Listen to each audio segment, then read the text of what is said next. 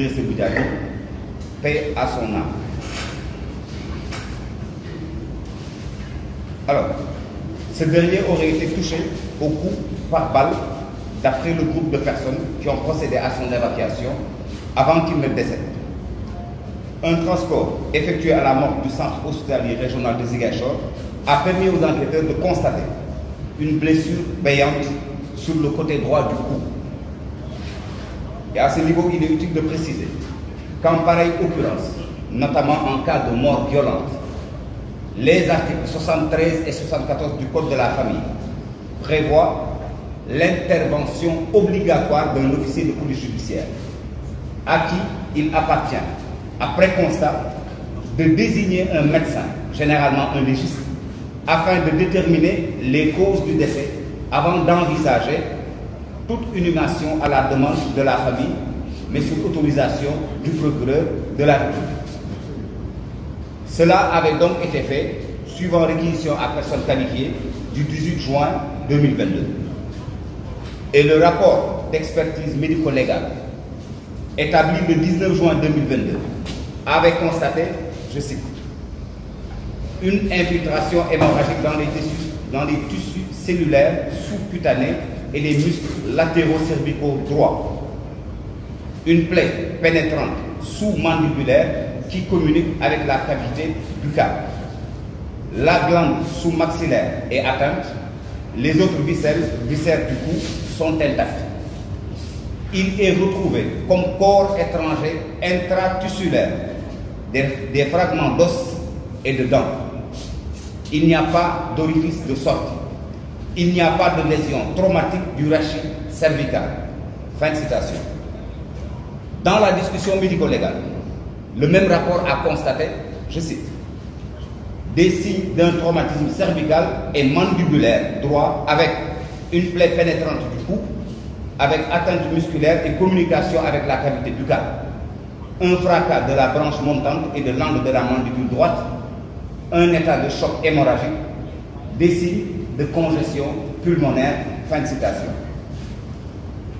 D'après donc le médecin légiste, je le cite toujours, la plaie pénétrante du cou ne correspond pas à une blessure par arme à feu. Elle est large, linéaire et horizontale. Il y a un seul orifice d'entrée et pas d'orifice de sortie. Aucun projectile n'a été retrouvé. Il n'y a pas de débris métalliques pouvant correspondre à une arme de fabrication artisanale avec des balles à plomb. L'arme utilisée est un objet tranchant et contondant. Le coup fatal a été porté par surprise. Aucune lésion de défense n'est retrouvée. Fin de citation. Le premier médecin avait ainsi conclu à une mort par choc hémorragique suite à une plaie pénétrante du cou causée par une arme blanche contondante comme une hache ou un sabre. Fin de citation. Mesdames et messieurs, notre communiqué de presse, publié le 21 juin 2022, s'était contenté de livrer ses résultats tels qu'ils nous ont été transférés. Et nous avions, en tout état de cause, annoncé l'ouverture d'une enquête judiciaire. Depuis d'ailleurs la survenance de ces faits, et comme il est d'usage dans tous les cas d'homicide.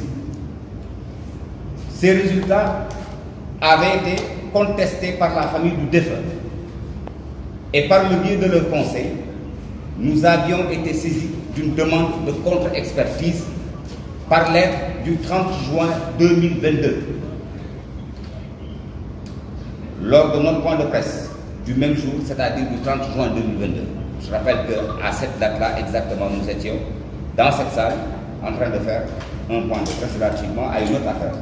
Donc, lors de notre point de presse du même jour, c'est-à-dire donc immédiatement après avoir reçu la dite demande, nous avions annoncé qu'une suite favorable allait être donnée à cette demande. Le 4 juillet 2022, le conseil de la famille nous indiquait aussi bien le nom que le contact d'un expert légiste.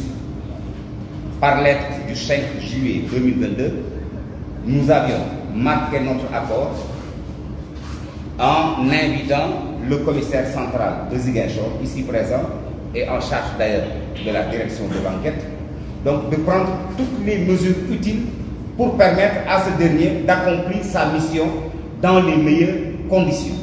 Donc, le 5 juillet 2022, un accord avait été donné, et invitant également le commissaire à prendre des dispositions pour permettre à l'expert désigné d'accomplir sa mission.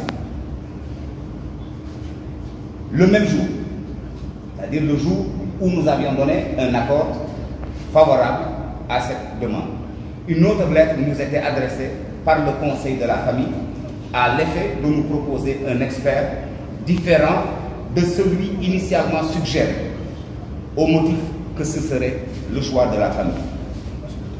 C'est sur ces entrefaites que nous avions alors pris sur nous la responsabilité de saisir le président de l'Ordre national des médecins par une lettre du 7 juillet 2022 en vue de la désignation d'un expert légiste. Ce qui d'ailleurs a été fait dès le lendemain de cette lettre-là, parce que le 8 juillet 2022, l'Ordre national des médecins a réagi en désignant donc deux légistes et en autorisant le légiste choisi par des demandeurs à assister aux opérations d'autopsie. Il nous semble important de rappeler, mesdames et messieurs, que l'enquête de police, elle est du ressort exclusif des officiers de police judiciaire, à qui il incombe de prendre toute mesure d'investigation utile à la manifestation de la vérité, dans le but de constater les infractions à la loi pénale et d'identifier leurs auteurs pour éventuellement procéder à leur arrestation. Le procureur de la République oriente quant à lui l'action des officiers de police judiciaire de son ressort territorial en vertu des pouvoirs qui lui sont conférés par la loi, notamment par les articles 12 et suivants du Code de procédure pénale. Le contrôle donc de l'enquête de police ne peut échapper ni aux officiers de police judiciaire, encore moins au procureur de la République, même si par ailleurs nous reconnaissons aux parties un droit de regard sur ce que nous faisons. La contre-expertise maintenant, réalisée le 18 juillet 2022, constatait en son rapport, je cite, une plaie longitudinale à bord contu, à l'emporte-pièce reconstituable, légèrement oblique en haut et en arrière de la région, parotido-massétérique, droite, basse, se prolongeant dans la région de la loge parotidienne, de 80 mm de long, profonde, communiquant avec la cavité buccale et se prolongeant en endobuccal, déterminant un trajet échymotique vieilli le long de la joue droite et se terminant au niveau de la commissure labiale droite. Cette plaie se prolonge à sa moitié par une incision de 50 mm verticale, correspondant à l'incision effectuée par les chirurgiens lors de l'admission. La réalisation d'un masque facial montre un orifice d'entrée endobuccal et un orifice de sortie massétéro-parotidien droit avec des fracas de la mandibule droite et projection postérieure des fragments osseux. Toute constatation compatible avec une plaie par arme à feu à direction antéro-postérieure à orifice d'entrée endobuccal droit et orifice de sortie massétéro-parotidien ipsilatéral. Fin de citation. La contre-expertise a donc établi les conclusions suivantes. Je cite. Les lésions présentées par M. Idrissa Goudiaby sont compatibles avec une mort violente par arme à feu avec orifice d'entrée endobuccal, commissural droite et orifice massétéro-parotidien droit responsable d'un choc hémorragique et du décès. Une plaie par arme à feu de gros calibre utilisée à distance, c'est-à-dire ni à bout portant, ni à bout touchant, ayant été évoquée dans les opérations d'autopsie. Mesdames et messieurs, vous constaterez par vous-même, à travers ses éléments d'expertise et de contre-expertise, ayant consisté dans les deux cas à réaliser une autopsie médico-légale. Le premier médecin a effectivement fait une autopsie médico-légale et c'est exactement ce qui a été refait. Donc, il existe des différences notoires. En effet, si dans l'autopsie initiale, un seul orifice d'entrée ayant eu pour cause l'usage d'une arme blanche ou contondante a été signalé, dans la seconde autopsie, ce qui est considéré comme unique orifice d'entrée a été considéré comme orifice de sortie. L'orifice d'entrée ayant donc été localisé à l'intérieur de la bouche. En outre, dans la première autopsie, la description faite de l'arme utilisée, contondante ou tranchante, n'a pas été suffisamment édifiante. Tout comme dans la seconde où il est fait état d'une arme à feu de gros calibre, sans description de ce calibre pour permettre une véritable expertise balistique. Encore que les lésions signalées à l'intérieur de la bouche du défunt et à l'extérieur de sa boîte crânienne semblent mineures par rapport à l'emploi d'une arme de gros calibre.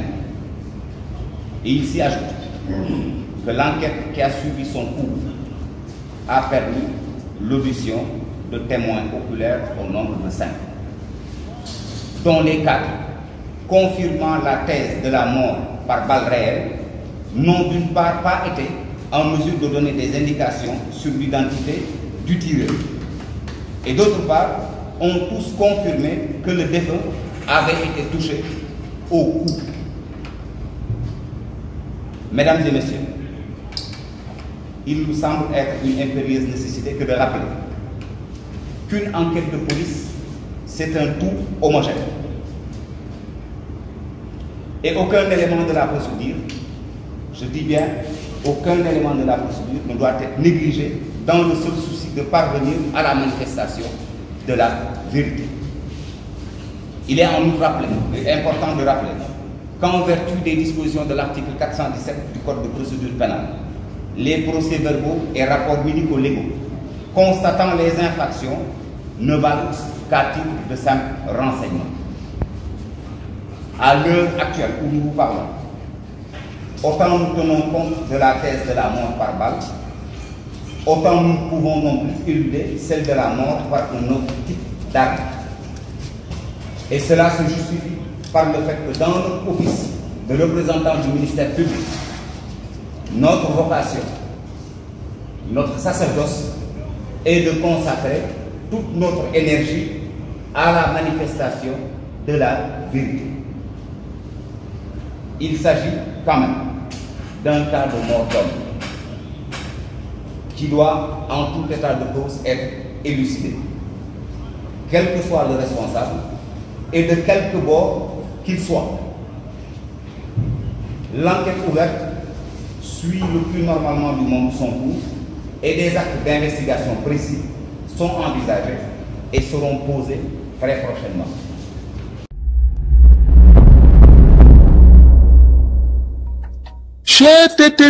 mais yow sa waay yow fu ñu la fekk yaa ngi ci kanamu ordinateur bi wala sa kanamu tablette ba sa téléphone portable lu xew. mais damay lire ay information waaw xoolal boo bëgg am ay information yu leer nañ et en temps réel duggal ci www.senegal7.com ay information yu wóor. man de maa ngi application Sénégal 7 lépp lu xew dama koy jot ci sama téléphone ci tàng bi te nag application Sénégal 7 am ko yomb na da ngay dugg ci Play Store wala Apple Store nga télécharger ko rek xam li xew ci réew mi ak la xew ci bitim réew te nag dara du ci umpu. Vous voulez des informations en temps réel? Cliquez sur www.senegal7.com. Sénégal 7, le roi de l'information en temps réel.